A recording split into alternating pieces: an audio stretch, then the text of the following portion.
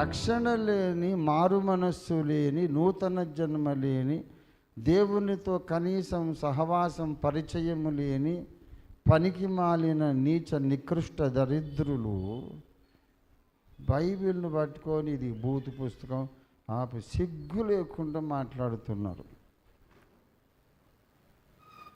అంటే దానికి అర్థం, మీరందరూ వచ్చి మా నోట్లో ఉమ్మేయండిరా, మేము ఇట్లా పనికి మాలిన కుక్కలం కదా అని మనల్ని పిలవటానికి అట్లాంటి మాటలు మాట్లాడతారు వాళ్ళు. బైబిల్ గ్రంథము పరిశుద్ధ గ్రంథం అని పేరు పెట్టబడింది. లోతు కుమార్తెలు లోతుకు మత్తుగా మద్యము త్రాగించి అతనితో తప్పు చేసి కొడుకుల్ని కన్నారు కనుక total Bible, whole Bible booth పుస్తకం అట. మరి అదే బైబిల్లో కొన్ని పేజీలు ముందుకెందుకు పోలేదు? ఎందుకు ఆది కాండంలో ఆగిపోయావురా బెవకూఫ్? నిర్గమ కాండంలోనికి రా. వ్యభిచరించవద్దు అని రాసింది, మరి అది బూతు పుస్తకం ఎట్లాగవుతుంది? పొరుగు వాని భార్యను ఆశించొద్దు అని చెబుతుంది బైబిల్, అది ఎట్లా బూతు పుస్తకం అయింది? లేవియా కాండంలోకి ఎందుకు రాలేదు? అన్నదాత సుఖీభవ పథకం ద్వారా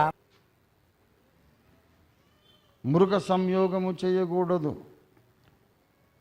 స్త్రీ శయనము వలె పురుషునితో శయనించకూడదు. అలా జరిగితే వాళ్ళిద్దరిని జారత్వం చేసిన వారిని ఊరు బయటకు తీసుకువెళ్ళి రాళ్ళు కొట్టి చంపాలన్నాడు. అది ఆ బూతు పుస్తకం. వాళ్ళ దగ్గరనేమో దేవతలే తప్పులన్నీ చేస్తుంటారు.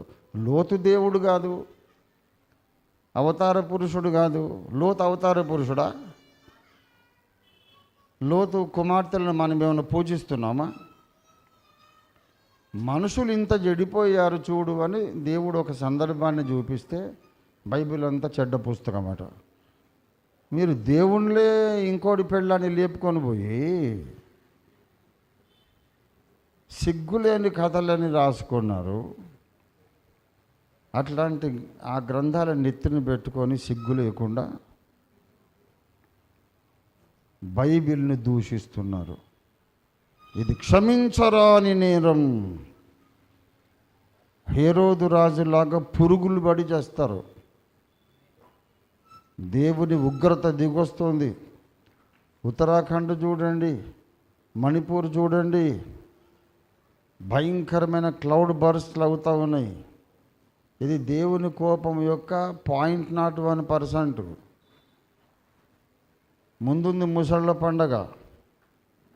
యేసుక్రీస్తును ద్వేషించిన ఏ దేశము కూడా బాగుపడలేదు. అది సర్వనాశనం అయిపోతుంది, తప్పదు. క్రీస్తును చూపించే బైబిల్ గ్రంథాన్ని గౌరవించకుండా ఎవడు కూడా నిత్య నరకాన్ని, బైబిల్ గ్రంథాన్ని దూషించేవాడు ఎవడు కూడా నిత్య నరకాన్ని తప్పించుకోలేడు. బైబిల్ గ్రంథాన్ని ద్వేషించేవాడు ఎవడు అగ్నిగుండాన్ని తప్పించుకోలేడు. దేవుని ఉగ్రత దిగొస్తూ ఉంది.